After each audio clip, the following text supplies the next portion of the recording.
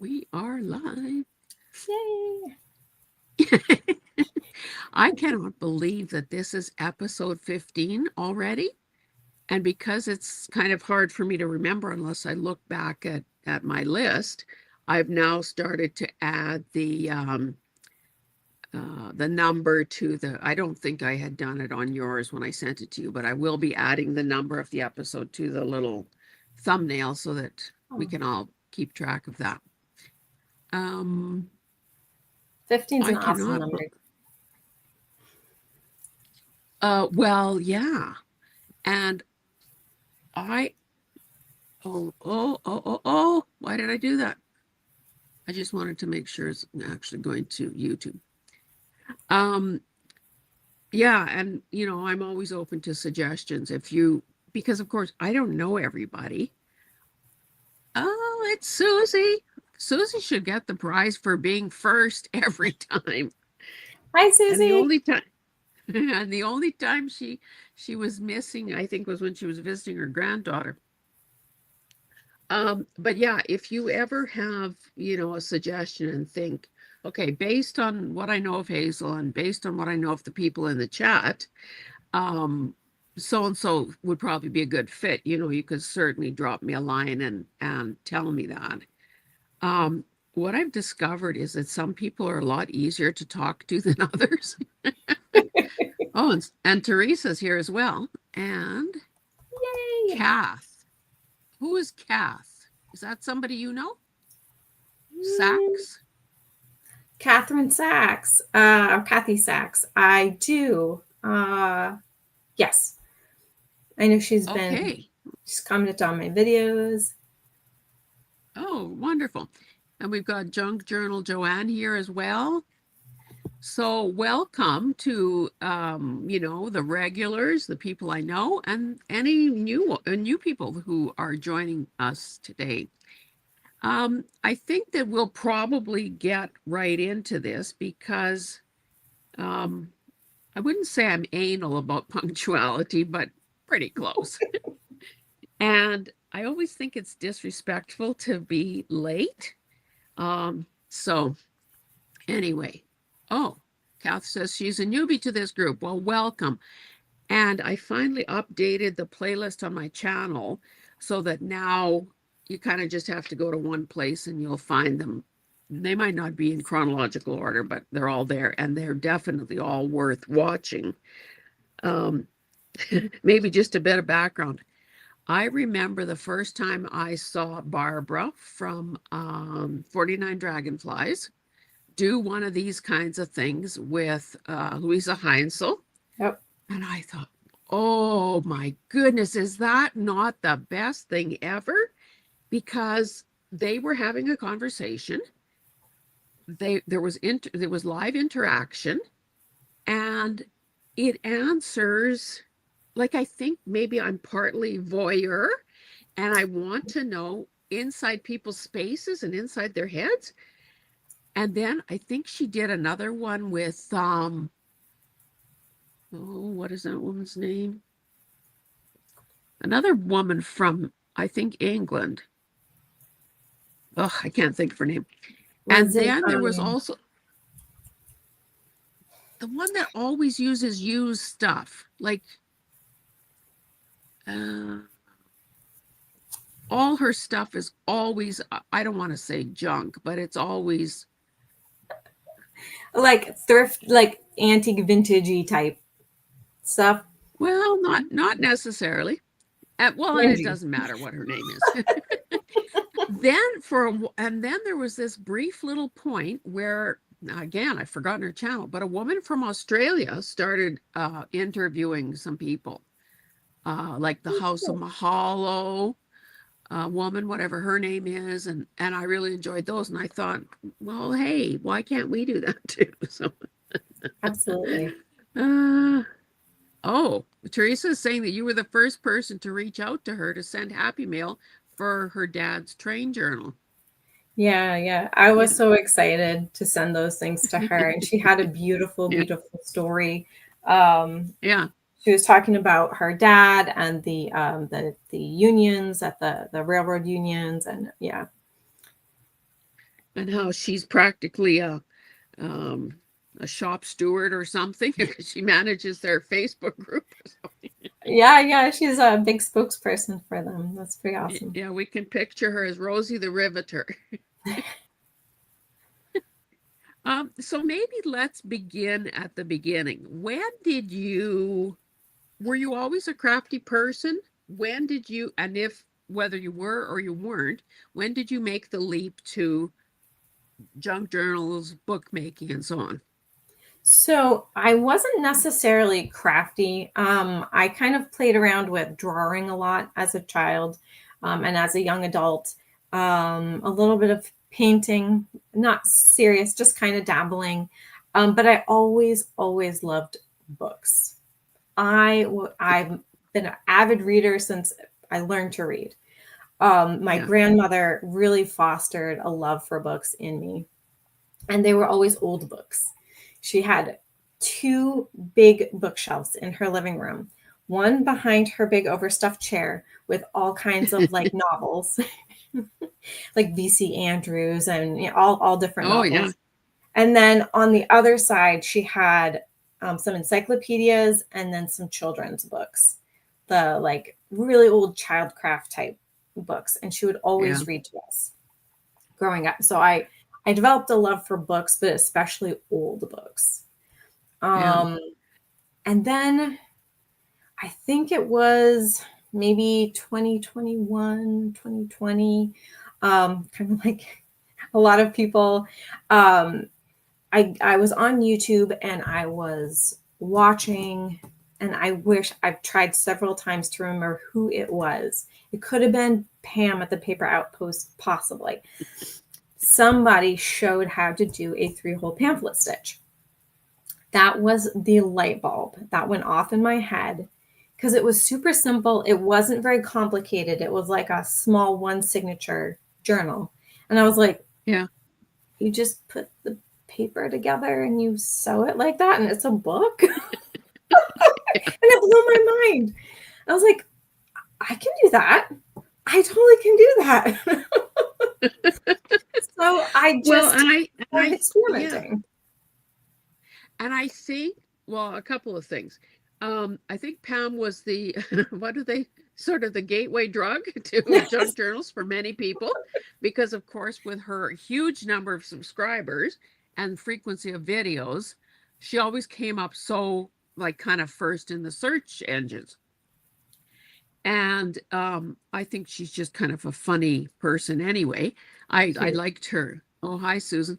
I liked her sense of humor and the fact that she talked about something other than just bookmaking. You know, she talked sometimes about a little bit of culture, and I found this fascinating.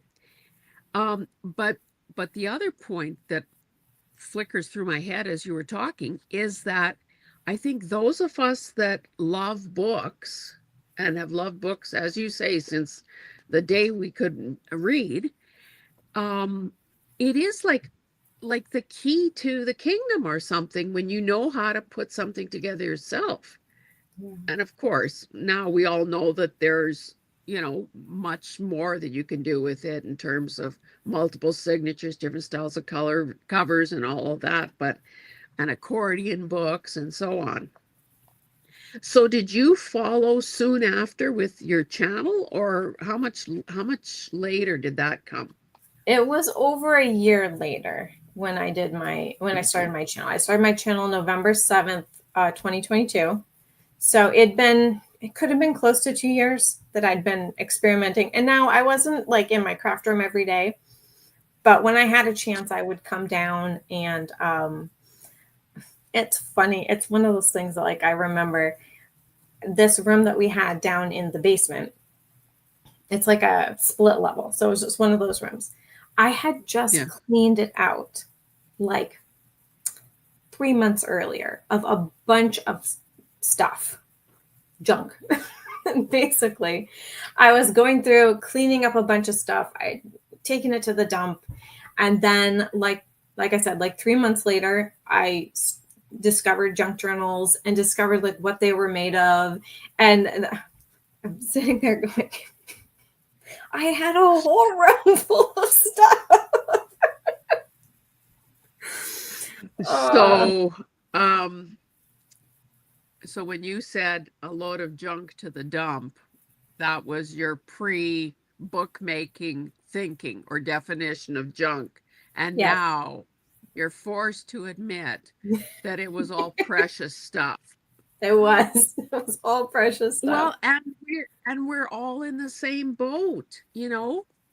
Like sometimes when I'm making a video and using a particular piece of paper and I think to myself, "Oh, I've had this for 30 years." I feel embarrassed admitting that. But imagine if I would have saved all the other stuff that I didn't know was going to be. I'll tell you when my episode of Hoarders is going to be.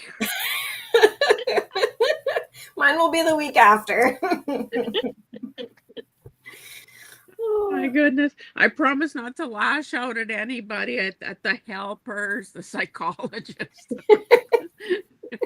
who, all those scenes that they have out in the grass. Oh, yeah.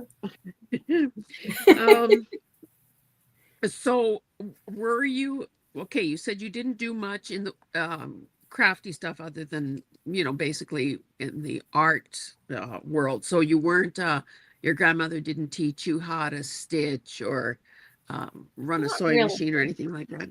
My mom Okay. did have a sewing machine. My mom did sew actually, probably until we were like 9 or 10. She would make us Yeah. like Christmas dresses every year, like from when we were little up until like that time, that age. She always made us all matching, me and my two sisters, all matching Christmas dresses. So she was a seamstress, and I learned the Obviously, to basics. be able to do Yeah, that. I learned the basics, but I didn't really like get into sewing as like a hobby or an interest. Yeah. Um, well, and I think that sometimes maybe there's a bit of stigma with sewing because I think back in the day, and of course, I'm not a sociologist, so I don't know exactly when this was, but I think there was where women were sewing for the house and for their families out of necessity because money was scarce, resources were few and far between. And then it was almost like a little bit of a, oh, we've made it. We can buy store-bought clothes now, sort of that kind of a Yeah. thing. So it was kind of like a class Um, stigma for sewing. yeah, Yeah. yeah. And obviously now we would kill for some of those outfits Yes. because they were well made. Yep. It's not sketchy fabric coming, in a sea can across a couple of oceans to get to us, sort of fast fashion. Yep. So, I know because you've said so in your videos that you are homeschooling your children, and I've determined that they're two girls and Mhm. they're two teens. So I can hardly tell that you've had a nervous breakdown from raising two teenage girls. You hide it so well. They're really good girls though. I'm really proud of them. We get along Yeah. really well. I'm sure there will be an age where, that classic pushback, but we haven't got there Yeah. yet. Yeah. Knock Pushing on against boundaries and rules. Yeah. But the question I wanted to ask in regard to that is, were you homeschooled?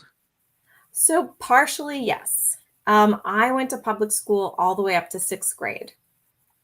And then starting in seventh grade, I was homeschooled. It was a very interesting and mixed experience. Especially as an adult looking back on it, I have a lot more warm, fuzzy feelings about it than when I was necessarily, right in the midst of it. Living it. Yeah. But I have come to appreciate it. And I do think that it opened opportunities for me that I wouldn't necessarily have otherwise. Okay, but I need to stop you there and clarify. The warm feelings are for what? Like the mixture of the two things, public and homeschooling, or which, like, as an adult, which do you think is the better Um, well, system? Clearly, as I'm homeschooling my kids, I do see that as better, at least for our family. Every family is going to Yeah, be different, but yeah, for us, I do think that it is better. And it was a good experience, and I was able to do things and have experiences that kids in public school didn't necessarily have that opportunity. I was able to go more places. I interacted with adults more frequently. A yeah, lot of kids are stuck with their peers, which yeah, can be good. They develop a peer relationship, but sometimes they have a hard time translating that into adult relationships. So I did yeah, have that. I could speak up for myself. I had a lot of like more public speaking opportunities. I think so. Those are some of the yeah, things that I appreciated. yeah. Well, and the thing is that, with most aspects of our lives, um, it really is,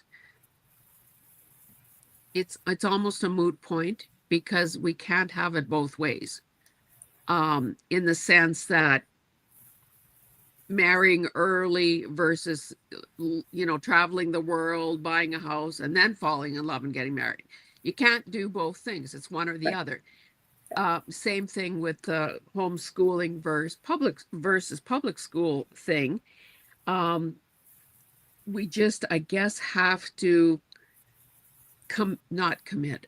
We need to make the best, like they say, play the cards you were dealt, Yep. and hopefully, whether it's happening in the moment or as hindsight, we then find that um, we're trying to get the best out of what the decisions we made. Yep. Absolutely. Gigi has joined us, so hello, hello. Um, Teresa had to leave, but she'll be watching the replay, so that's good.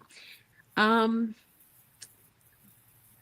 Now, before, those of you who have been interviewed know that, or because I say it every time, will know that, I always have a little bit of a conversation with people before we go live.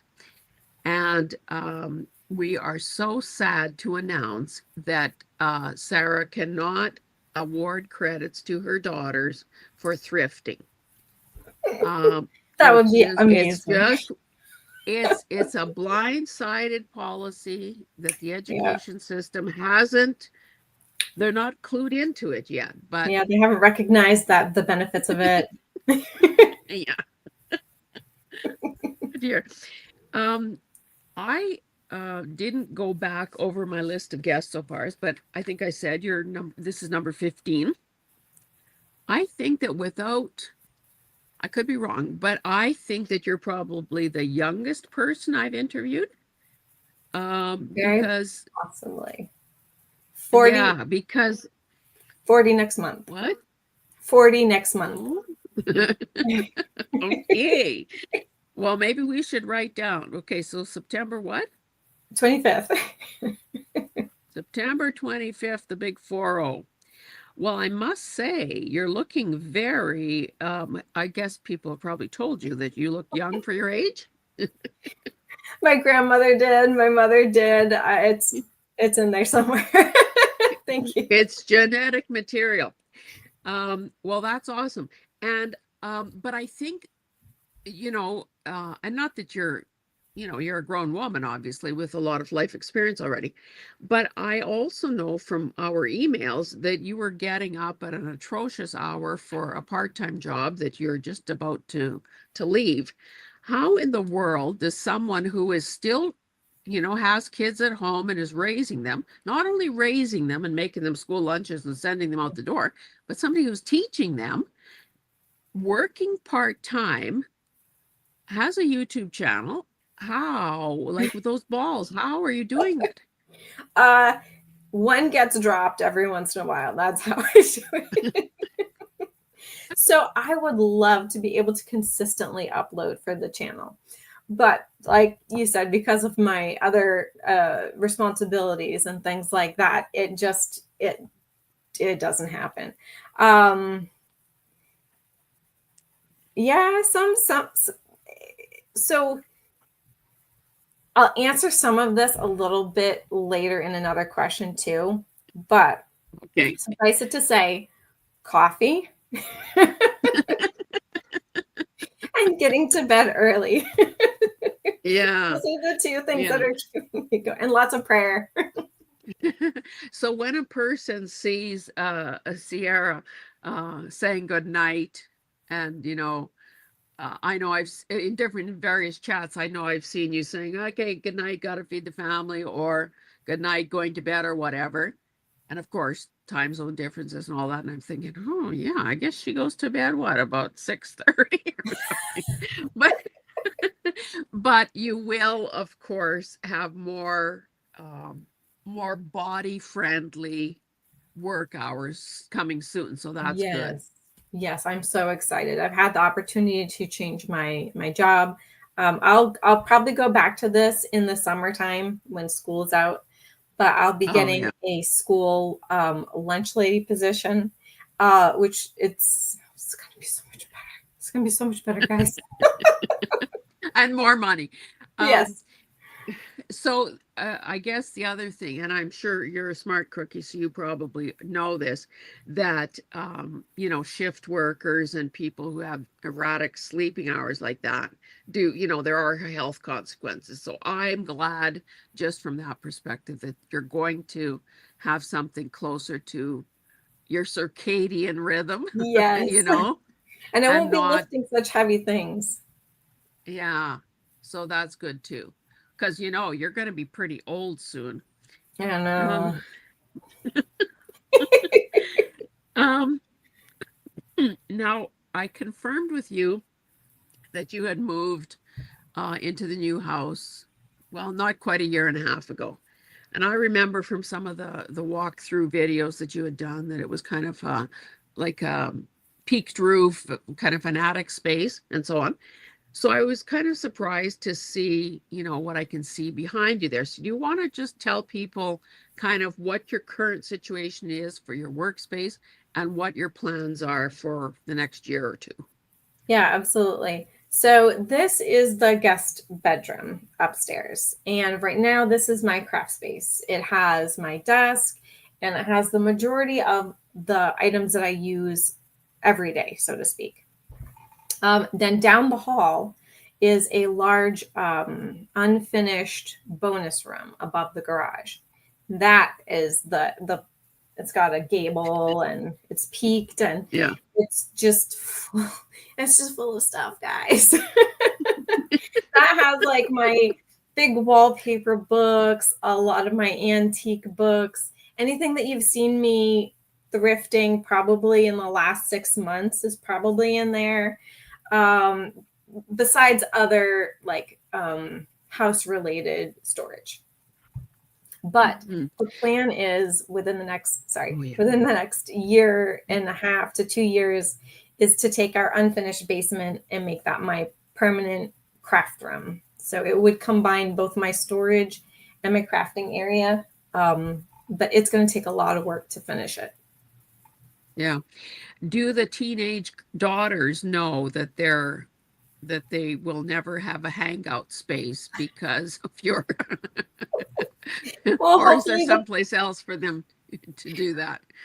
when we um when we move all my stuff downstairs, the bonus room will turn into that kind of area that they can Oh, go and hang out, be like an entertainment room.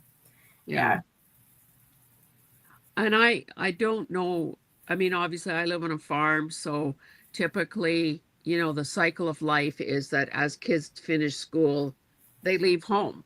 They go to post-secondary or they get a job or whatever. They leave. Um, I know that quite often for people who live in urban centers, it doesn't make sense, and most people don't have the financial resources to have a kid living in residence or whatever. So these children tend to stay with the parents a lot longer. So how how do you finally get rid of them so that you can That's a so great you question. can re scope out all the space for yourself? Reclaim all my territory. Yeah. That's a great question. I don't know quite yet. We'll see what life has for them. If they have a particular interest where they want to go to a university for that, or whether they want to go to a trade school, or whether they want to skip college altogether. I'm not one to Yeah, push that on them. yeah, We'll see. yeah. I don't know. I think I would get lonely. At least like right now, in like the mindset that I have right now, I would be so lonely without them. I know they have to leave at Um, some point. well, you can cry the first day, but I'll tell you, most parents do a happy dance eventually because, um, well, number one, personal opinion, birdies need to leave the nest. They need to make it on their own. Yeah. But also quite often if the wife, I mean the mother has been sacrificing activities or space for the good of the family, it's kind of nice to finally come into your own and be mistress of your own whatever. Yeah, definitely. Oh, Mistress of your own domain again. yeah. Terry is here and she says empty nesting isn't for sissies. It's true. Well, I just know some of those back to school commercials, where kids are leaving and the kid is probably still driving away and the parents are measuring for drapes and have repainted the wall already. By the time that it's time for them to leave, I probably will feel that way. Yeah, and of course they're welcome back, but Yep. not full time. So I know that you do a lot of thrifting videos, as do I and a lot of other people. And we know that and again, sorry if this is a recurring theme interview after interview, but I think it just points up how common a pastime, how common a concern, like depending on your point of view, this all is. So I've established that you love books and you love reading and you've been doing it. It was a family thing that you especially did with your grandmother. So, how, well, I guess if you knew the answer, you wouldn't have the problem. If I had the answer, I wouldn't have the problem. How, like, what are you concerned about it, or is this just our dirty little secret and we laugh about it when we get together and the rest of the time we just merrily go about thrifting? Is that it? It's a mixed bag, I think. um, it's and as you, I'm sure it's the same thing for you. It's for me, it's very therapeutic to go to the thrift store, to go to a estate sale, or when you find those like really cool treasures. Like for me, like that's as fun as it is building the journals. So that's Yeah, for me. It's part of the hobby. Now, yeah. am I concerned that it's going to take over my house? A little bit. Not as concerned as my husband, but definitely. So it's one of those things I need to balance out, creating more, when I get the opportunities. Um, Yeah. Measuring better what I can or should bring home, and updating my Etsy shop. Oh, Um, I've had it isn't on. that just the worst? It's such a disgusting job. So, yeah. But you know what I've discovered? Now, again, you live in an urban center, I live on a farm. I have yet to have someone knock on the door and say, by the way, do you have anything for sale? People don't come They they're not no, coming to us. they're We have to not. let them know we exist. Yes, yes. So between a combination of I have several listings that I need to update, but I keep procrastinating.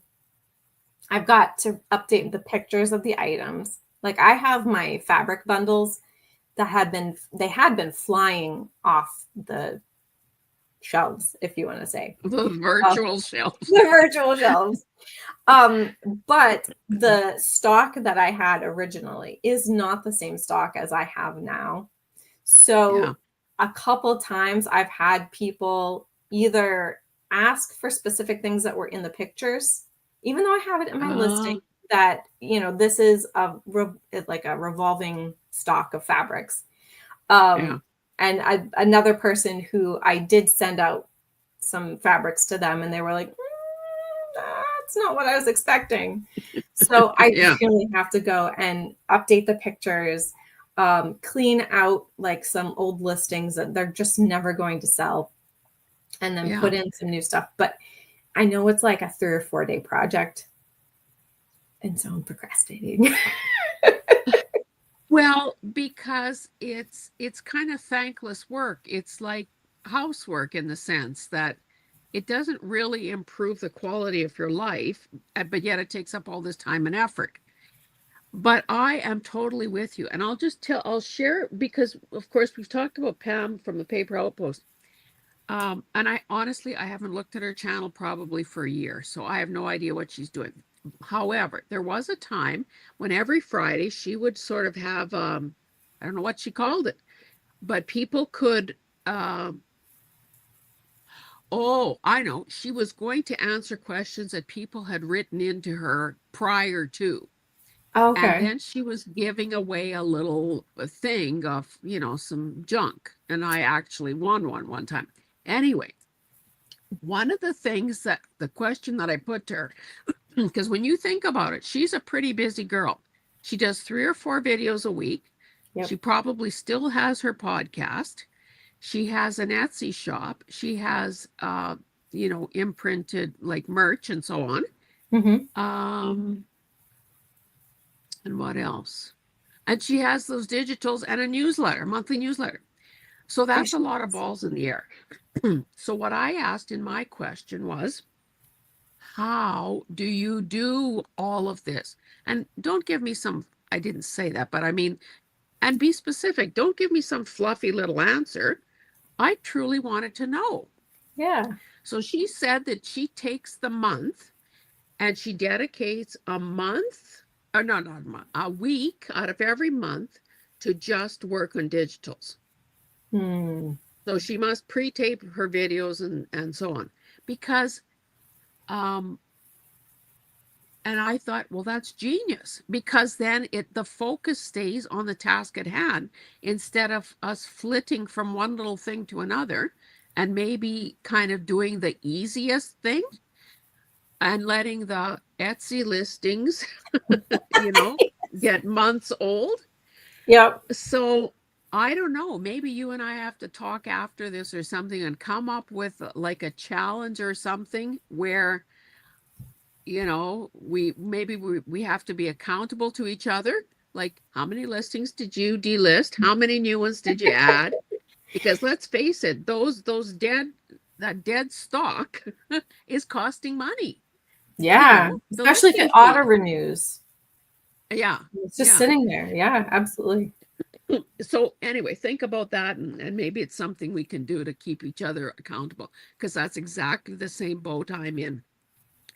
Um, Denise is here. Hi, Denise.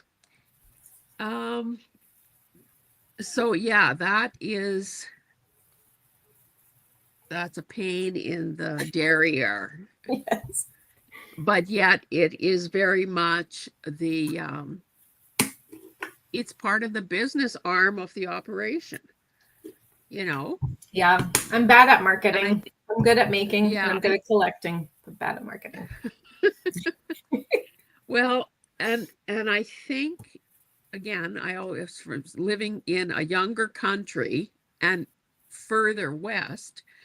I always think that you people on the East Coast have the coolest stuff because your part of the country is old. And if there are documents or old books, they're more likely to be there than in, Western Canada, Hmm. so to speak. Although, there are some books here too that are 100 years or more old. Um, so I think all of us have drooled all over our keyboards watching some of your haul videos. Like when you took the camera into that antiquarian bookstore. Oh Oh yeah. yeah. Oh yeah.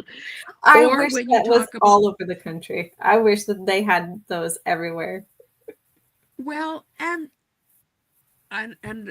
in something that I watched today, you were saying, well, I'm gradually moving out of the dollar section into the more expensive parts of the store. Um, are you finding, and I know I ask most people this, are you finding that you're getting, with time and wisdom, that you're getting more selective about what it is that you actually buy? A little bit, yes, definitely. I have like enablers, family members who like to pick stuff up for me and drop it off. And that I do have to kind of like, okay, well, maybe that's not something that I would have picked up. Sometimes they find amazing things, but Yeah, when I go out, I do try to, unless it's something like I see that reminds me of somebody. I'm like, oh, okay, I'll yeah, pick that up and I'll save that for a happy mail for somebody. But other yeah, than that, and I think I'm knowing my style better than in the beginning. So yeah, I pick up less things that are outside of what I think I will actually use. yeah. Well, that sounds like progress and that sounds like wisdom. So I think that's good, and I feel I could say the same thing about me, unless the stuff is so damn cheap that I think it would be a crime to leave it behind. Right. Um, Yeah. um, Now I know that okay, you mentioned you have an Etsy shop. I think in one of the recent videos you also said that you sell on the makers market. Yep.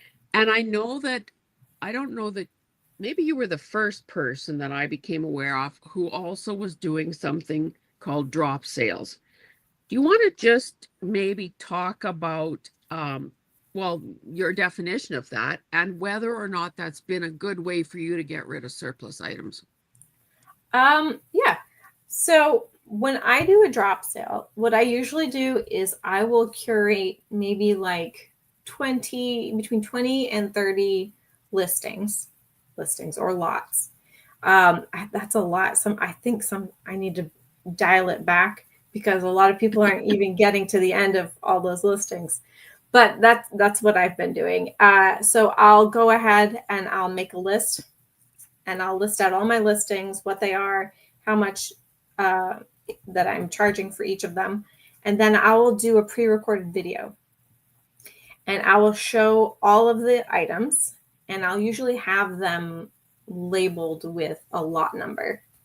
And then I'll leave my email address in the description and I'll have people say, okay, I would like this listing, this listing, this listing. And what I had done, which I think I might change, is have them leave that in the comments so I can see, as it's going down, um, who has claimed what first, right? In case there's double Yeah, listings. But it's not always very accurate. A more accurate like way to do that, I think, would be through email because then I'll have a timestamp on each of them, which doesn't really yeah, happen in the comments. So yeah. that's something I'll change. But anyway, that's how we do it. And then I'll give it like a week and I'll say it's a predetermined amount of time. And at the end of Okay. that time, I'll invoice everyone. Yeah. I usually So invoice you. has that been successful for you? Um, for the most part, yes. It depends on how you measure success. Are most of those items claimed in a particular drop sale? No, but it has been a pretty good um Clear out.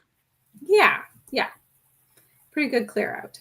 If I did them more regularly, I would have better success, I think. I only do them Oh yeah. sporadically, but if it was something I did every week or every other week, I think I would get through a lot more. Yeah. Denise is saying Sarah's last sale. Ooh la la. I wanted all the wallpaper, but I have made a dent in all of the sample books I bought from her. Oh, yes. Yeah, that's when Well, I was and the selling full thing, sample books. yeah, which I guess would be a bit of a nightmare with shipping because they're heavy and big. It Yeah, so wallpaper books come in like different sizes, and I've sold some of the smaller ones that would fit in a flat rate box, a large or medium flat rate Okay. box, and that's worked really well. And I've managed to get some slightly larger boxes that I can ship wallpaper books in. But the ones I have now Yeah. are like literally like 16 by 18 inches. Yeah. I just can't find boxes that big. Yeah. Well, and I found too that I have a number of wallpaper books, and some of those I was gifted by Brenda Clark, and some I acquired on my own. Um, they are a miserable thing to take apart, and really, nobody needs the little rope handle or all the staples or the thing at the top or the like most of us have so much stuff. We're never going to cut those covers off and turn them into book covers. So with the junk journal group that I belong to, the last couple of meetings I've taken a book there and I just stand at the table with a knife and I cut the sheets out, spread them all around the table. People scoop them up and they're happy as can be. And it's kind of one way to get rid of these things. Terry says that your drop sales have been very successful for her, that she's found some wonderful treasures. So that's cool. Thank you, And I Terry. know that I think one time I watched one of yours, it was a maybe it was wallpaper, or maybe no, maybe it was the book one. So do you tend to stick to a theme so that you're kind of helping the buyers or your audience, you know, like don't make them look through something. If they want wallpaper, they probably don't want to look at books or vice versa. Or do you mix it up? I've done different things before. The last few I have tried to do a theme. I did my last large drop sale was the nature spring drop sale. So everything was either like nature related, birds, flowers, butterflies. So the stamp sets were nature themed, the books were nature themed, the wallpaper, like everything Okay. kind of. Yeah. So like if you were going to do that theme, you could just choose a few things and it would all kind of go Yeah. together. Yeah. And of course, I won't point out that I'm in Canada and there's a currency differential. Um, anyway, Hope is in the audience, so hi, Hope. And Denise says it's easy to take apart if you have aggression to get out. Okay, so no extra charge for the therapeutic benefits of taking apart your own wallpaper book. Yeah. I mean, Cool. I used to try to like get the bolts out and then Yeah, take everything apart so I could get the full sheet. But after doing that a yeah, couple times and realizing that, first of all, there's holes that go all through the side. yeah, So yeah, you're really only maybe getting that much more. I was like, just cut yeah, them out. Just cut them out. yeah. Um, Now, another thing that you have sold a lot of, from my observation, are fabric samples.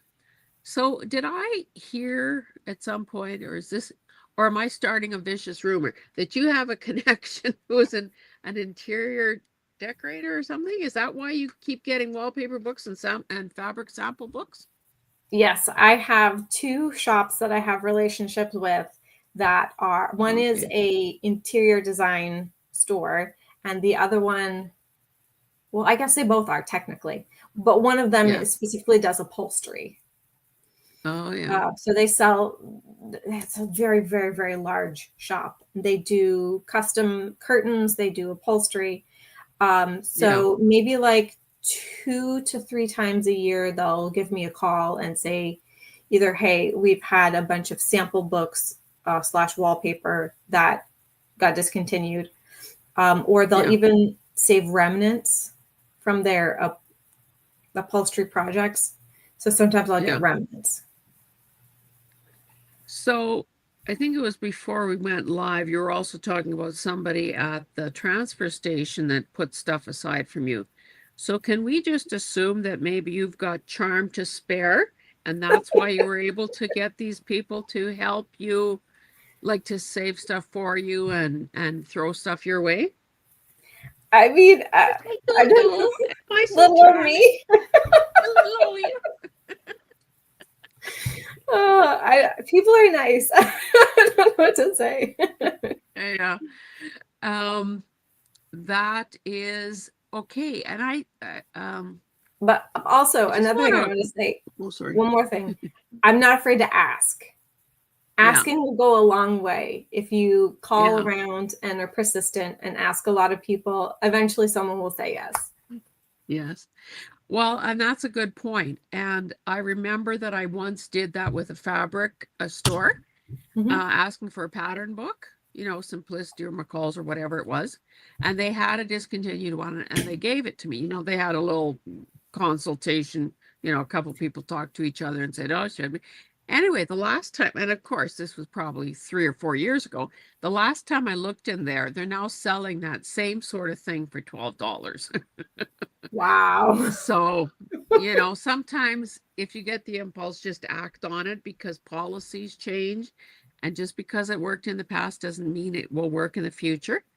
And of course, one of those will last me a lifetime. I don't need a second one. But, if people wanted to explore those options at home, like in their own community, I just wanted to sort of acknowledge that Denise, I think that we heard through the grapevine that you had suffered some damage at your property, but you were fine.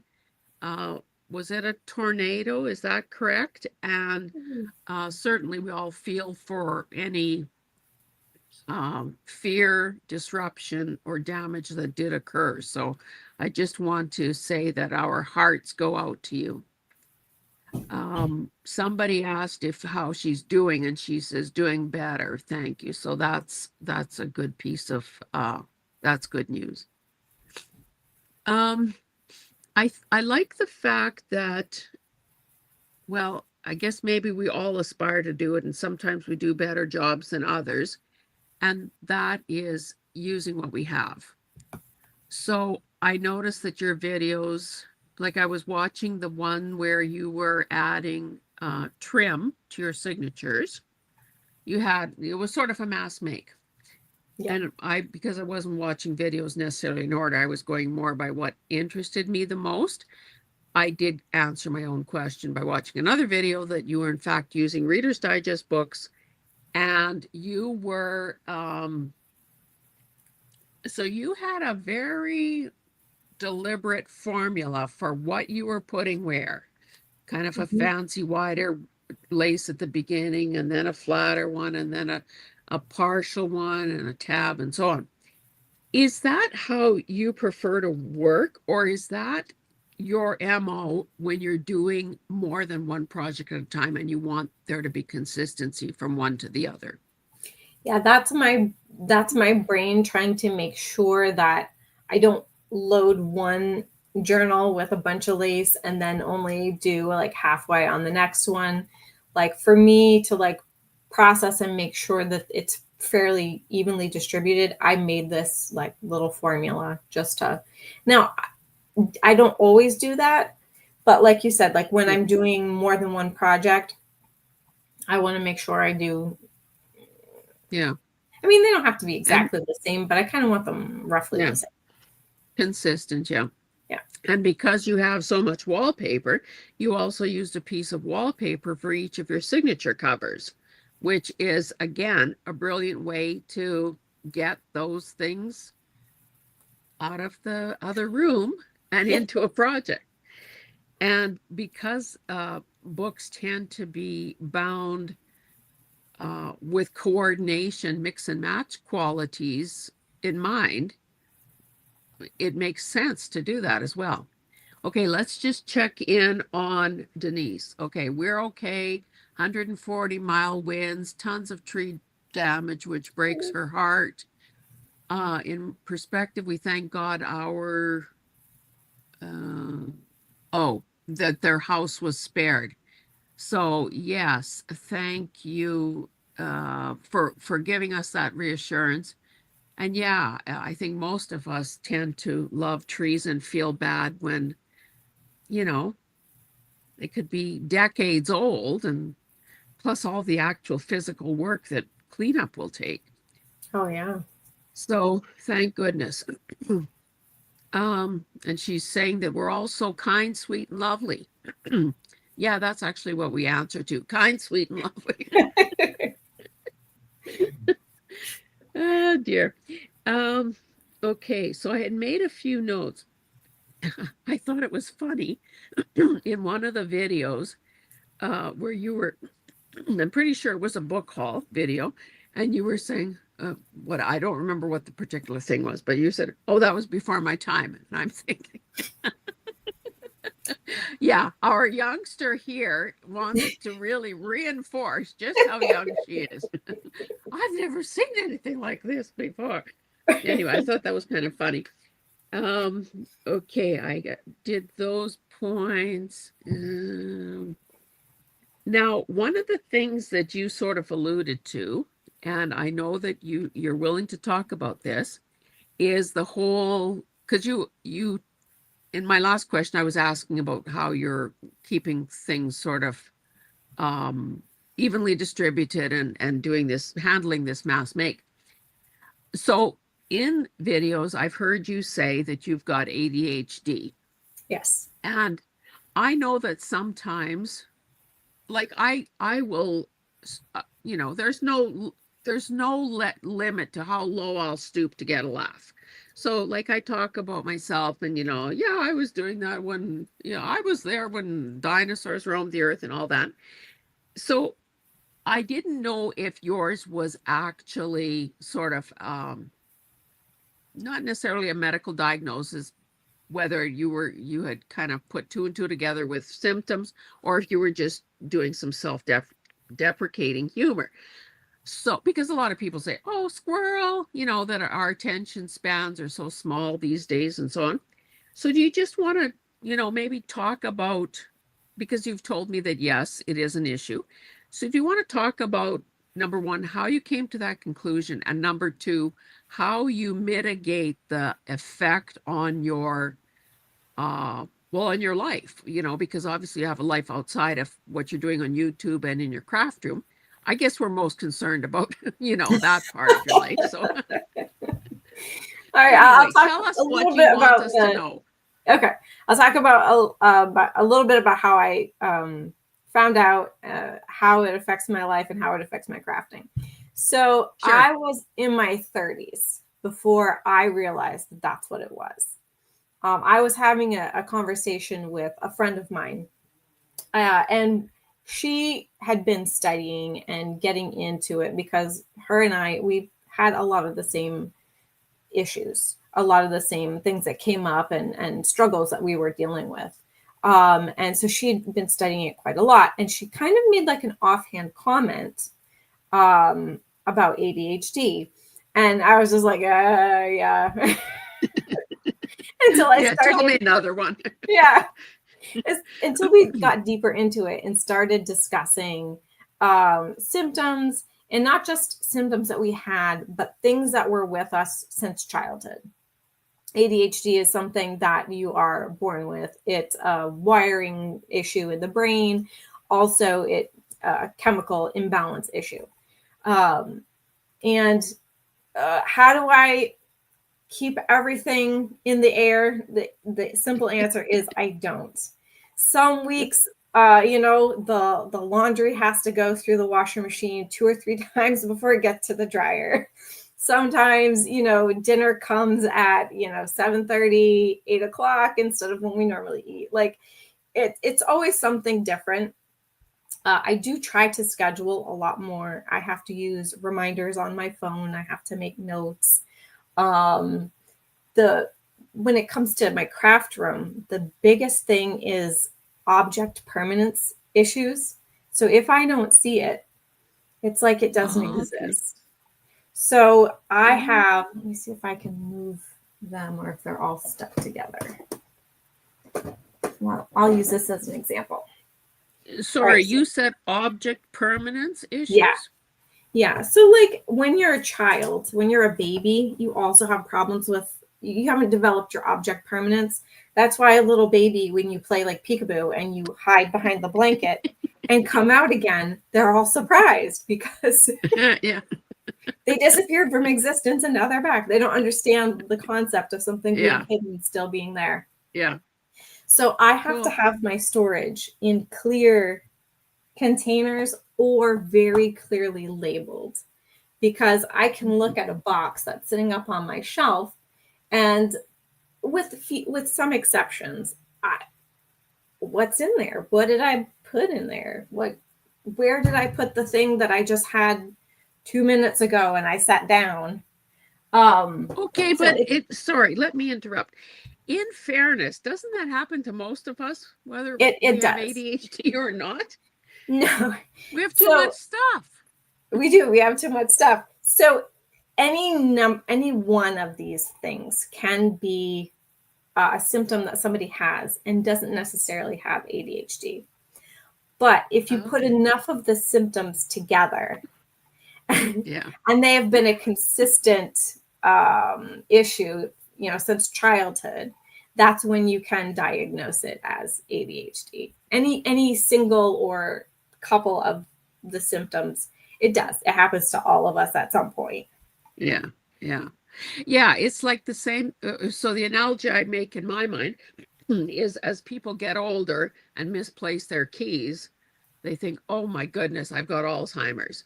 But that is just one incident. It's a forgetfulness issue, and we shouldn't be self-diagnosing ourselves with dementia because Yes. it's probably not. So what are the other aspects besides this object permanence thing? Um, What other yeah. Being able to perceive the passing of time.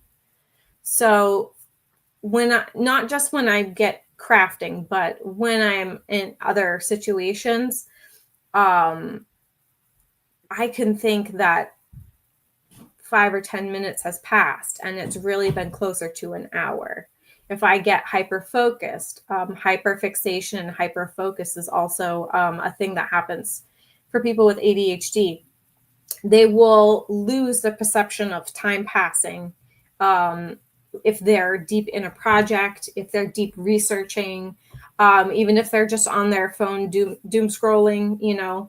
Of course, that happens to a lot of people. We lose the perception of time, but it's things like that.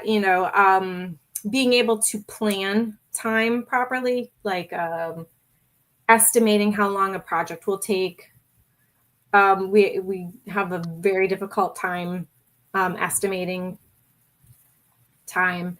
Um, So looking back from the vantage point of, you know, um, say looking back 30 years or so, do you now see that that little Sarah was having those issues?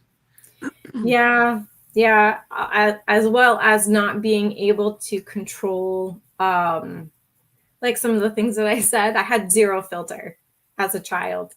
I never meant to um, be rude to anybody. I never meant to cause offense to anybody. But I'm telling you, if it popped in my brain, it came out of my. When I did when not you have any say that, control it over that. when you say that, it makes me think of Tourette's syndrome. Luckily, I was raised without a lot of a lot of swearing, so it wasn't that. But I didn't really process like the consequences of what I would say. So sometimes, Was it learning. hurtful stuff or what? Occasionally it Hurtful was. stuff? Occasionally Okay. it was. And I Mm, didn't process that it would come out that way. okay. You were But just as surprised as everyone I, else when you heard it. exactly. That I is got into trouble a few terrible. times. So, now you said that, there's no late onset of of that. So is it, and I would imagine it's like many other things, that there's a spectrum. Yes. Milder cases, more extreme cases where people really cannot function in the world. Hmm. So depending where you are on that spectrum, that determines how much your life is impacted. Yes. So what are the treatments? Is it, like you say, list making and planning? Is it medication? Is it behavior modification, or what exactly? So yeah, there's a variety of things that you can that are prescribed or slash recommended. I have not gone the medication route. Um, that is complicated. Like it involves a lot of going back and reflecting on the past and therapy stuff that I don't think that I can handle at this point. There's also other things like cognitive behavior therapy. That is a very popular option. Um, Different diets changes, lifestyle changes that can help. Getting enough sleep. I mean, that's a huge one. A lot of Okay, people so will I go ahead. sorry, a lot of people, I mean, I haven't seen you say anything inappropriate. So No, I've come a long way. how did that you've come along? Okay, so through probably awareness. Yeah. Does awareness make a difference? Oh, it definitely Okay. does. It definitely does. And one thing that a lot of people don't talk about is the um like the trauma of reevaluating your life through the lens of knowing that it's ADHD, knowing that it's a cognitive issue that you don't have control over, for the most part. Certainly not as a child. So looking Yeah. back at your life and looking through every single life choice that you've ever made, it carries trauma with it. Crafting definitely, I think, helps. Yeah. Being able to embracing the creativity that comes with ADHD, because it's not just drawbacks. People who Oh, have okay. ADHD have a lot of creativity. Our Because our minds are wired a little bit differently. We make associations differently. We tend to be more creative or have a lot of creativity. I don't want to say more, but we have a lot of creativity, and there's a lot of wonderful benefits to it. So dwelling on those things helps a lot. Well, and I'm so glad you said that, because I wouldn't have thought that there's a silver lining. But yeah, that's insightful to say that. Um and to maybe focus on those things, because, and again, I'm one of those people that hates taking medication. So I can totally understand you not wanting to go the medication route. But it also seems to me that if in fact it's a hormonal or whatever, Brain if there's a chemistry. Yeah. physiological reason, you can't will yourself to um to be fixed or whatever. I mean, that's putting it crudely, but it's the same thing with depression. Most people are going to need some pharmaceutical help for that, because if it's a wiring issue, then, you know, Yeah. but yet you must be content with your ability to uh, walk through the world and create stuff and be a mother and a wife and all of that at your present level of functioning. Is that fair to say? Yes, absolutely. Absolutely. And my kids are really good. They like it's I'm not overly serious about it with them. You know what I mean? We can be Uh, lighthearted about it. Like they know it's like, yeah. mom, Yeah. she But got the you toast know, in the toaster again, and now the smoke alarm is going off. um uh, so because it's a genetic, well, is there's that physiological thing, is it something that can be passed down to children? I guess Yes. that's how anyone gets it. Yes. So definitely it runs in my family. I have several cousins, aunts. My grandmother had it. She obviously had no idea that that's what it was. That was way Yeah. before that was ever diagnosed. Um, my mom does have it to a certain degree as well. And one of my daughters, my oldest daughter, Oh, definitely has ADHD. And between the okay. two of us, we pull each other up by the bootstraps and we try to help each other out, Yeah. and it helps to have like a mutual understanding.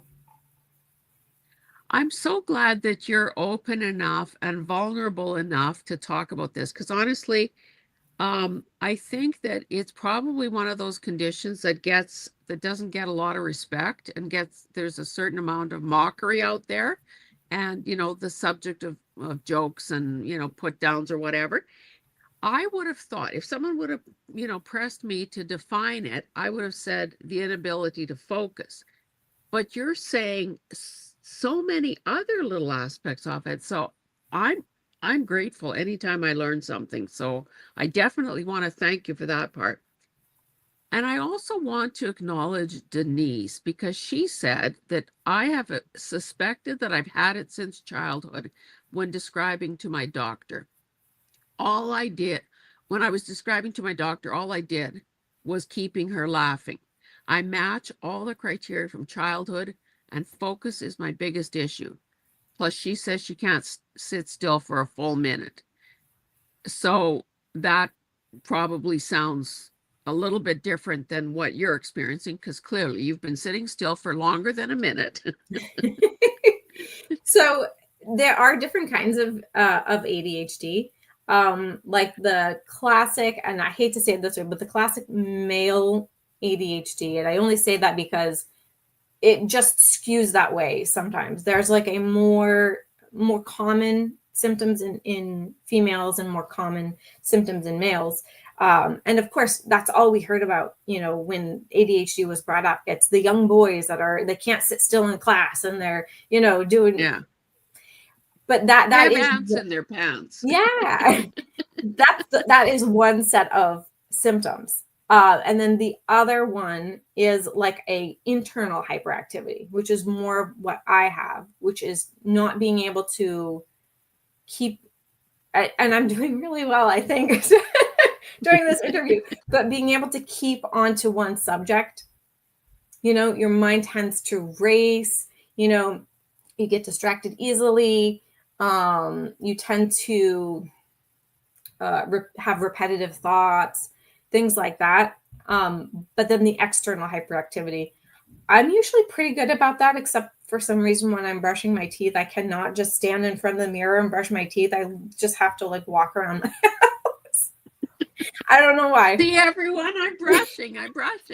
It drove my mom nuts when I was growing up. She's like, go in the bathroom to brush your teeth. That Oh. I just honestly I find this fascinating. So, um, obviously, whether it's you or Denise or anyone else who might recognize themselves in this conversation, really need to, well, I shouldn't be putting words in your mouth. I should be asking you, what is your advice to anyone who suspects that they might have the issue? Like what, I know that earlier before we went on live, you were saying that you didn't want to go through the whole diagnostic process or whatever. So what would you say to people who think, oh, maybe this is more than just a bad habit? I would do a lot of research. There's a lot of great books and articles out there that deal with ADHD, that will give you a more in-depth look at what the variety of symptoms are, and the I can't think of the word now, but like the diagnostic, basically. But for some people, getting an actual diagnosis is helpful, especially if you feel like you have maybe a more severe case of ADHD, if you're more on that side of the spectrum. Definitely, especially because cognitive behavioral therapy can be so beneficial. And in order to access, well, I don't want to say that, because there are other ways to access that. There's apps and all kinds of stuff, but finding what kind of ADHD I think is really important too in managing your symptoms. Mhm. So when you were talking about the, male versus female, in boys, it would tend to be physical movement, and the ants in the pants syndrome, and then you described yours as more of a feeling inside. So does it affect your sleep in that you can't quiet your mind to fall Uh, asleep? Sometimes, yes. I've actually been doing much better with that, but this is the thing that works for me. I put on an audiobook before I go to bed. I make sure it's an audiobook that I've heard probably 3 or 4 times, so I'm not trying to like get the story. Like, I already know the story, so I don't have to Yeah. focus on it. I can just hear it in the Yeah. background, and that works for me. It helps quiet my mind. I'm not focusing on other things. I'm just barely focusing enough to hear, and it kind of That's so lulls me to cool. sleep. Okay, I want to catch up a bit on the comments and see. Um, okay, Kath says, my daughter and two of her kids and my son-in-law all have it. My daughter and her, oh, so that sounds like maybe the whole family. Folks need to learn so they can understand the thought process. Denise saying, yep, 100%. Um, and Denise says that she giggles. I giggle my through life. So some grammar thing there, but I think she's saying, maybe Have a like good you sense of said, humor. Yeah. yeah, and you've certainly done a lot of laughing through this whole interview. Okay, Cass says, huge smile on my face, loving this conversation. Took my daughter to doctors who had no clue when she was growing up. She's taught me a lot since having her own kids. Denise is saying, yeah, the conversation is awesome. Uh, Cotty has just checked or just joined us.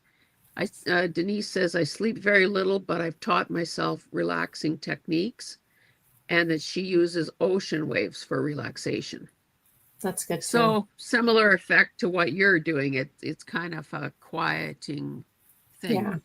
Um, I don't have ADHD, but I do know that there have been nights and periods in my life where, I for love or money, I could not stop the thoughts from going. Oh yeah. And I found that, particularly if there was something maybe a little, offbeat happening, or something huge, or a problem that I was still working through, um, I learned that if I, stop fighting it, turn the light on, grab a piece of paper and a pencil, write these, especially if it's like a mental to-do list, write these points down. And it does help to turn on a light and put on your glasses, because I've tried to do it without, and it's gobbledygook, and I couldn't read a damn thing the next day. But sort of giving one's mind permission to, okay, you can sleep now. Yeah, Um, that's good. I almost said something like that because I've done that a few times.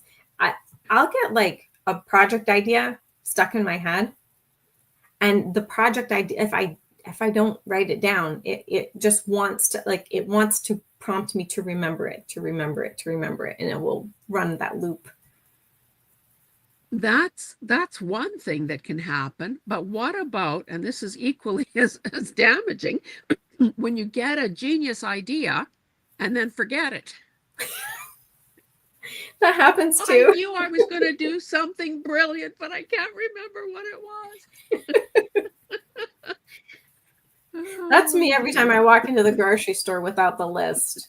Like I knew what I wanted like 5 minutes ago when I was in the car, but step into the grocery store, gone. I I know, and I write things down because I'm thinking it just makes sense in my estimation to write things down. Now, sometimes, it's on a back of an envelope or a piece of scrap paper or whatever, but I honestly find that if I don't write it down, it is going to be such a time waster, and I may never get back to that idea. Like it's an election year, municipal elections in Alberta. So my husband is currently holds a position. I came up with this absolutely brilliant slogan for his campaign. So I told it to him. Did he quickly grab a pencil to write down those three words? And between the two of them, between the two of us, do you think that we could remember all three words? Like, duh, some of this It is happens sometimes. self-inflicted.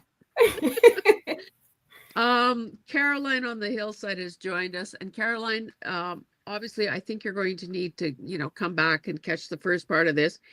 Right at the moment, we're talking about ADHD, and Sarah has just been cluing me and other people who don't know very much about it into what it is, the possible variations, and coping mechanisms.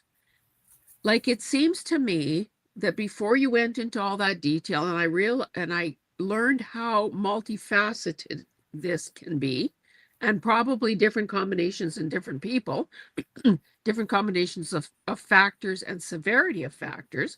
Mhm. It seemed to me that, well, okay, Sarah would maybe have an issue starting a journal and not finishing it because her attention was drawn elsewhere. And I'm thinking, well, doesn't that describe 9 out of 10 of us on YouTube? Like, we all have these started projects that that we haven't finished. So, do you have more of those than I do? Like, I don't know if it's more. I do have a couple big baskets full of projects. I mean, some of them I started like a couple years ago. I just never got, like, I'll get a lot of like really good ideas and I'll get started on them and then I run out of steam, or like the whatever the catalyst was that I thought was going to be so great, it peters out. Um, I don't know that I necessarily have more, but I definitely have a lot. yeah. Well, and so I guess what I'm thinking about that is, okay, a couple of things. I know that in one of it maybe is on my introductory video on my, like, if a person goes to my channel page and there's that what's in a name thing, I Mhm. think, and I did that probably 3.5 years ago, but I think in there I talk about my epiphany when I read a book by Barbara Sher, and I've spoken about her numerous times since then. Sher is her, how you spell it. When she talked about how there are some of us who some might think are sort of malingerers or something. We can't hold down a 30-year, we can't stay at the same job for 30 years. We try this and that and the other thing. We start a journal. Maybe we start a journal for the purpose of a video. I'm thinking that could be our alibi for that, for these unfinished projects, because we start a journal and then we have to do another video, so we do something else because who wants to watch us do the same thing, day after day. Anyway, the premise of Barbara Sher's thinking is that there are some of us who are just wired differently, and she counts herself among us, that we get interested in something and we stay interested only as long as it takes for us to get out of that experience what we want to get out of that experience. And the minute we Mm, have been satisfied, we go on to something else because we're smart and we're curious and we want to know about everything. As opposed to, say, the guy who decides that cancer research is going to be his life's work and, dedicates 40 or 50 years of his thinking and his career and his attention to that one single issue. So his interest is this deep in one thing, but ours is this wide yeah. in many things. Yeah, So that's a does really that good way of kind putting of, it. yeah, so we're not crazy. And again, No. I'm differentiating. I don't have ADHD, but I definitely have whatever it is Barbara Scher has. And I think that it probably describes a lot of us that are in this crafting YouTube scenario because it allows us, we love paper, we love books, we love fabric, we love all of these things. We Absolutely. collect all of these things because maybe we want to become a little bit of an expert on paper dolls, or maybe we want to become a little expert on rag paper. Just saying. Guilty as charged. Yes. Um, so I find this endlessly fascinating. Yeah, I think that's a really good way of putting it. I think for creative people, people who are wired to be creative, which I would say, all of us in this community, we are creators. I believe we all have that. I think that's probably tied to creativity. Whereas somebody who's studying cancer research while they're doing an awesome and noble thing, it's not a Yeah, creative process. yeah, yeah, yeah. When you said that one of the plus sides of ADHD is the uh, the level of creativity or maybe enhanced creativity, I thought that not that I wasn't making the ADHD connection, but I thought that when I was watching your video and you did postage stamp clusters on book and papers, I'm thinking this is the simplest thing since sliced bread. I've never seen it before. How smart is that? And Did you come?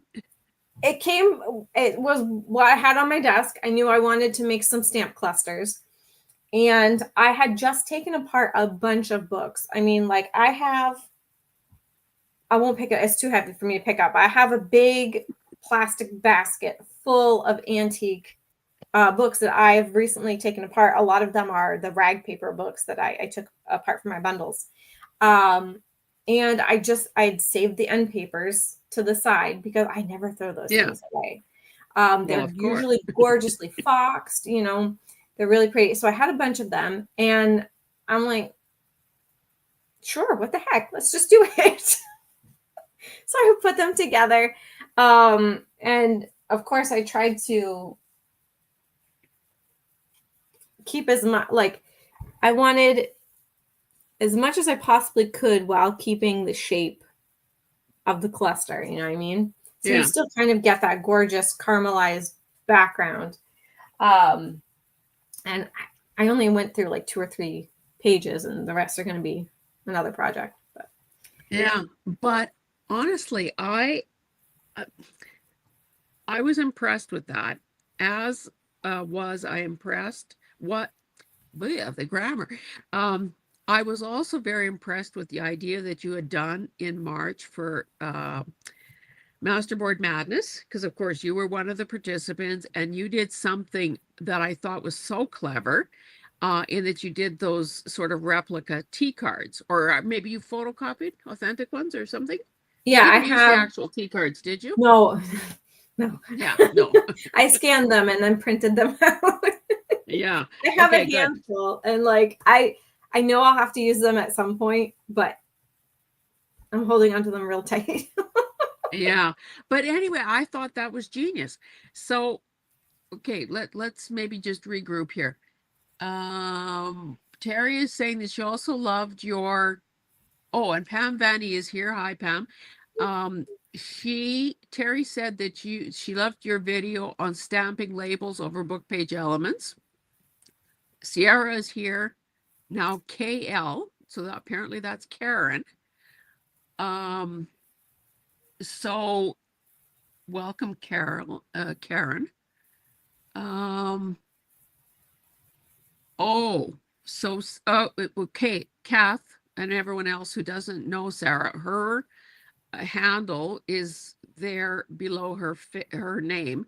So it's New England Junk Journals. Oh You yeah, I can't got see cut the off. little Sorry.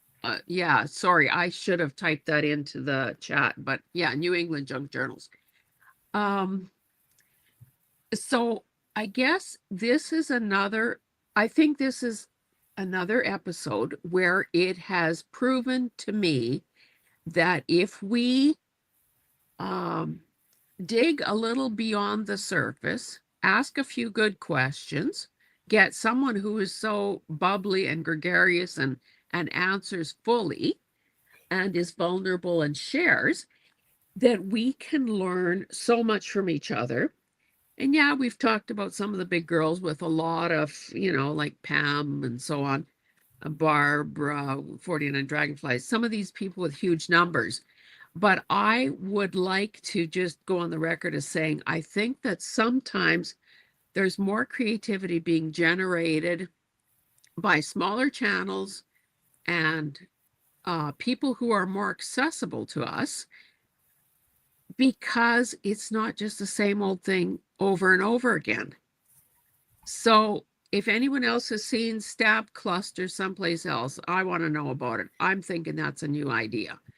And I said in the comments that I'm going to do it because I have a lot of snaps. I have a lot of end papers and they're beautiful. I consider them tiny works of art.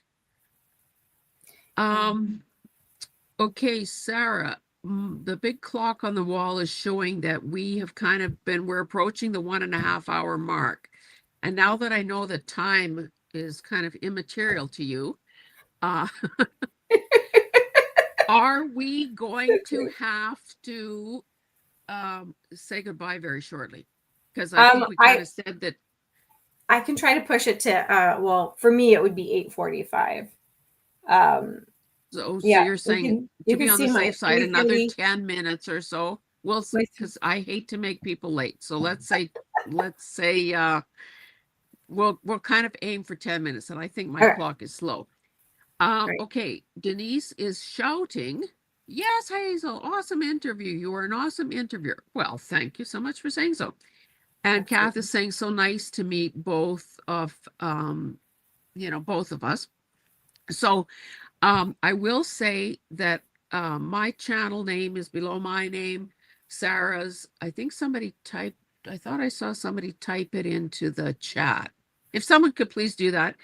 So it's New England Junk Journals. I would encourage, for those of you who don't know either of us, to please subscribe because it is a numbers game and it's a blah blah blah. It's all that algorithm stuff. But beside all of that, it's stumbling across these little gems because you just tacked on that stab cluster idea. Oh, I know. I made a note of what else you did in that video. You were also bold enough to try gilding a worn cover or repairing worn out gilding on a cover. Yes. And I think that that's the beauty of why I like your channel because you do some of these strange things that no one else will attempt. I'm really And going to try it with also, the rest of those covers. and I also find it very hilarious, to be honest, that when you're doing a book haul video, you apologize or you kind of almost seem to be making excuses for the books that are less than pristine. And I'm thinking, so what? That's just a green light to finish taking them apart.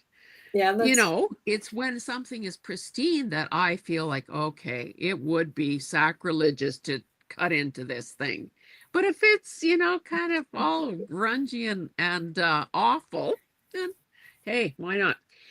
Okay, so the other thing that Sarah always talks about, so if you have questions about that, it would be good to check out her channel because she's always talking about, or as she's showing books and she's saying, okay, soil, where, whatever. So last year in one of those videos, oh, this is good. I can see You it. talked about that. Let me get it. Whoops, I'm going the wrong way. Absorbing. Paper book and paper wallpaper cleaner.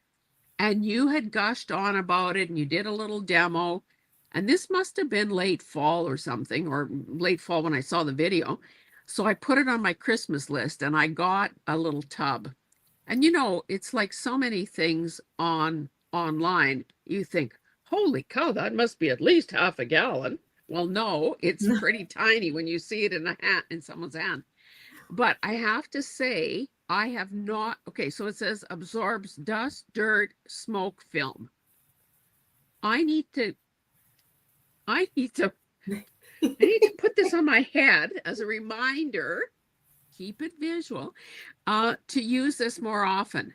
Because I think sometimes when we're trying to clean something, we reach for a wet wipe or whatever, but quite often that lifts the color as well. Yeah. So this would be a better first attempt, right? Yeah. Better first thing. So it says a dry cleaner that works like an eraser, absorbs dust and dirt out of any kind, in bold, of paper while it cleans. You can use it on ceiling tiles, fireplace bricks, wallpaper, window shades, blinds, lampshades, paintings, and paints. So anyway, if these sales skyrocket, I hope you get some commission. It works Okay, really let's see. well. Yeah. Well, and quite often, I mean, part of me is torn by that whole trying to restore stuff because I think, Mm, we make ourselves sick almost trying to get marks removed, and then on the other hand, go about making it grungy. So, like, yeah. which is it? But with that, I just use it to remove like dirt. It's not going to get out a stain or it's not going to get out a watermark, but it will remove because the books that I get, they come from other, a variety of places. And sometimes Yeah. they need the Yeah. dirt removed. Yeah. Okay, let's see. Kath is saying, Denise, school can be so awful. Success comes, though, in the right time for each of us. Know when school says, know when school says so. Good to talk with you about it. I'm still learning. And of course, this, it's pretty hard for me to stay solely focused on the person I'm talking to, which is my number one job here. But I'm glad that there is interaction happening in the chat because it's building relationships and if people are kind to each other and helpful to each other and find empathy with each other, then that is sort of the dream becoming real here. I just want to have a quick look at my notes and see if there was anything else that I intended to talk to you about and didn't get to, because I didn't know that we were getting the ADHD 101 primer today, but I really appreciate it. I always give people the opportunity to talk about, let me back up. With ADHD, are you able to set goals or is that wishful thinking? Um, yes, but it's challenging and we have to make extra sure that our goals are achievable for us and break the goal down into bullet points. Because when we set a goal, it's a lot of the time it feels, even something that is reachable, it feels unreachable as a lump sum. So it Yeah. helps to break things down into action steps. And then because a lot of it is, we talked about brain chemicals. Dopamine is one of the brain chemicals that we struggle with. Yeah. When we break them down into smaller steps, we'll get like a more consistent dopamine ladder to get to the goal. So Oh, like, when you make a list and you're checking things off and you're like, yeah, yes, I checked it off. I'm this much closer. So yeah, we have to really break it down into those kind of steps to hit those dopamine points to motivate yeah. us toward our goal. Well, I would venture to say that what you just said would help all of us, whether we have ADHD or not, because I think quite often people are daunted by the size of the task, and we all need positive reinforcement. Oh yeah, I did that. It could be a minute little baby step, but we did it. We took action. We weren't just thinking about it. Yeah. Denise, please do not apologize for commenting.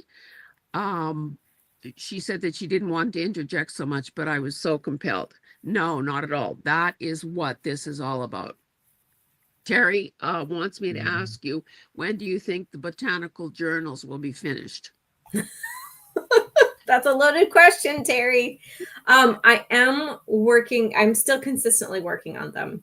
Not every day, but I actually had brought them back onto my desk, um, doing like the background pages because I have a lot of blank pages and I have a lot of pages that need to be covered over. So I'm starting to work on like that process.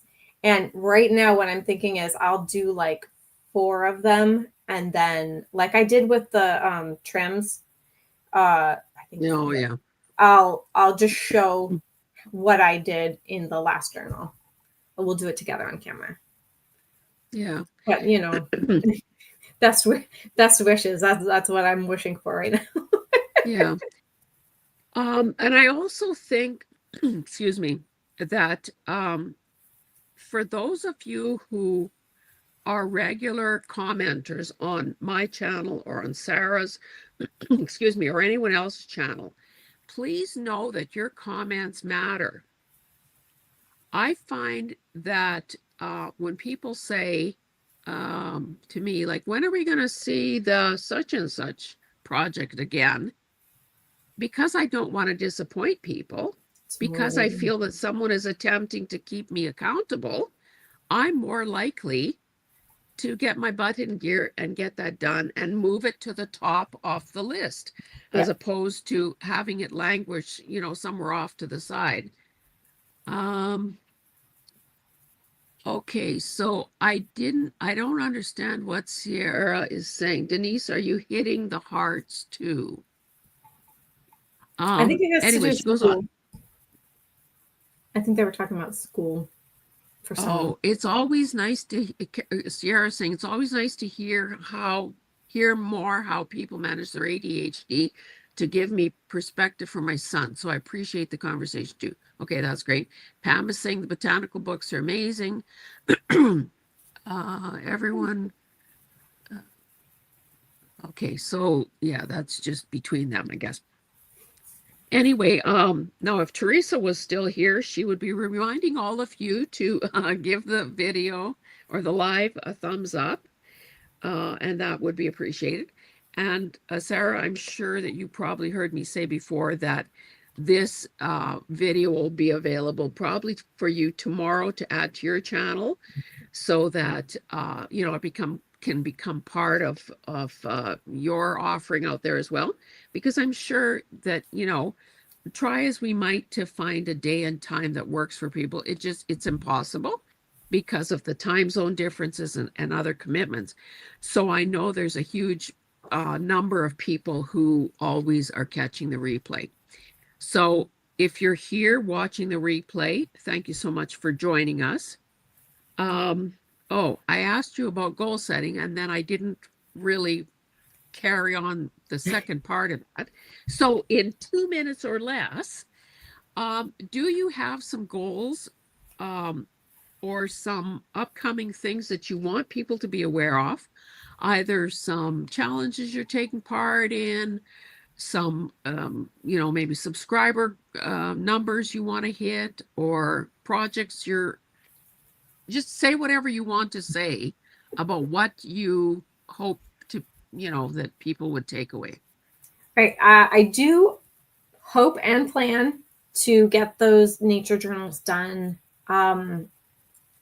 Cross my fingers by the end of September, before it gets too far into the fall. Other than that, right now, for I'm trying to be more consistent in uploading. You'll probably see a few more drop sales, and they'll be smaller than what I usually do. They'll be focused on wallpapers and fabrics and some antique books and such. Other than that, hopefully buckling down and updating my Etsy and the Makers Market. You Maybe would we have can do to it bring that together, up. Hazel. We can do it together. Yeah, right. Oh, so Susie is being vigilant here, and Denise, I haven't yet asked, and I have to ask this before you go. How do you feel about purple? Oh, I love purple. Purple is one of my second favorite colors. I love green and I love purple. Okay, you're in the club. And are you an introvert? Surprisingly, I would say yes, actually. Uh, like you said, I tend to be bubbly and kind of outward focused, but I need that time in between, that alone time to regroup, to gather myself, to refocus. So I am very, very social in like short bursts. And then I need to Yeah. kind of. Well, okay, so that's good. I just wanted to say Chiquita's Crochet is here and says, somebody said purple, and there are purple hearts. Um, welcome. Um, okay, I'll just give you one final piece of advice, and then we're going to have to wind this down because, of course, you're in a different time zone and you need to get to bed, for heaven's sakes. Um, if you're going to be outgoing and gregarious and bubbly and charming, save it for the guy at the transfer station, at the antiquarian or bookstore, and those interior design places. And you can be all owly and grouchy to us or ignore us, but keep those relationships going at least. I have a very good relationship with them, very solid. But no, I want to be nice to the whole community. That's what I love. I do love Of people serving. course. It looks like Chiquita's name might be Hannah. So, hi, Hannah. Goodbye, Hannah. Because of time zone differences, we are going to end this here. However, for those of you who came late, please go back to the beginning. We did spend an awful lot of time talking about ADHD, but there again, it's endlessly fascinating. Um, normally I don't encourage myself or anyone else to do self-diagnosis. that's why that's why we go to Dr. Google. Um, but by all means, go rewatch or watch the replay so that you can just see how much fun this has been. Sierra, I can't thank you enough. You've been just so sweet and so vulnerable and so I love it. So Thank you. thank you.